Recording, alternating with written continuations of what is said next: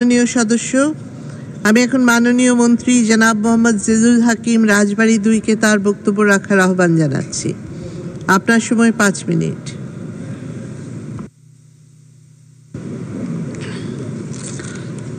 বিসমিল্লাহির রহমানির রহিম। মাননীয় স্পিকার, আপনাকে ধন্যবাদ। আব্দুল হাই সাহেব বারবার নির্বাচিত সংসদ সদস্য, শৈলকুপা থেকে। আমরা মুক্তিযুদ্ধের সময় থেকেই হাই সাহেবকে চিনি। তিনি একজন মুক্তিযোদ্ধা ছিলেন এবং ঝিনাইদহের শৈলকুপা সহ বিভিন্ন জায়গায় মুক্তিযুদ্ধে উনি বীরত্বের সাথে যুদ্ধ করেছেন। দেশ স্বাধীন হওয়ার পরে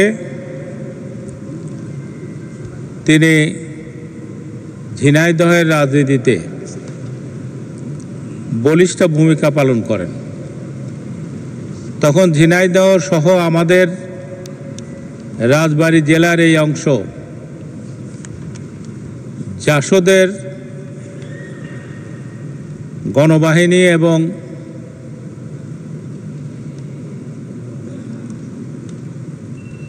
ইপিসিপি সহ বিভিন্ন সন্ত্রাসী অস্ত্রধারী দল, তারা বিভিন্ন রকম অরাজক পরিস্থিতির সৃষ্টি করেছিল। আওয়ামী লীগের নেতা কর্মীদের হত্যা করছিল। সেই সময় হাই সাহেব খুব বলিষ্ঠ ভূমিকা পালন করেছেন। ঝিনাইদহে আওয়ামী লীগের রাজনীতিকে তিনি সাহসের সাথে, তার বুদ্ধিমত্তার সাথে টিকিয়ে রেখেছেন। সেই জন্যেই এই শৈলকুপার জনগণ তাকে বারবার ভোট দিয়ে, এমনকি 2001 সালে যেখানে ভোট ডাকাতি হয়েছিল সেই সময়ও হাই সাহেব নির্বাচিত হয়েছেন। এলাকার রাজনীতি তার ভূমিকা প্রশংসিত হয়েছে। মানুষ তার সাথে ছিল। এবারও তিনি নির্বাচিত হয়েছিলেন, কিন্তু এই নির্বাচন তাকে অনেক জ্বালা দিয়েছে।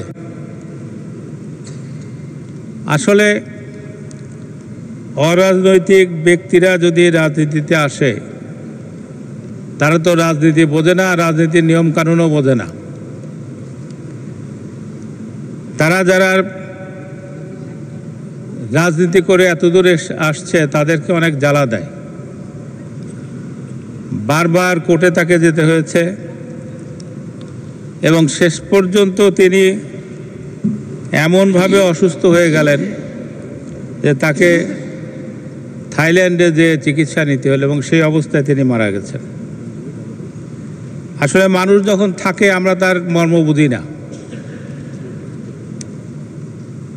আমরা তার মূল্যায়ন করতে জানি না। হাই সাহেব ঝিনাইদহের রাজনীতিতে একজন অপরিহার্য ব্যক্তি ছিলেন। আল্লাহ তাআলা তাকে নিয়ে গিয়েছেন।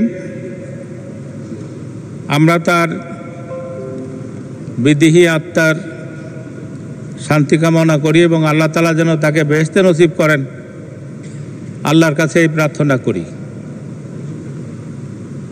তার পরিবার পরিজন যাতে তার শোক সইতে পারে, আল্লাহ তাআলা যেন তাদেরকে সেই শক্তি দেন। আমি আবারও তার আত্মার মাগফিরাত কামনা করে আমার বক্তব্য শেষ করছি। জয় বাংলা, জয় বঙ্গবন্ধু। ধন্যবাদ মাননীয় মন্ত্রী। আমি এখন মাননীয় সদস্য জনাব মোহাম্মদ নাসির শাহরিয়ার জাহেদি ঝিনাইদহ 2-কে তার বক্তব্য রাখার আহ্বান জানাচ্ছি। আপনার সময় 5 মিনিট।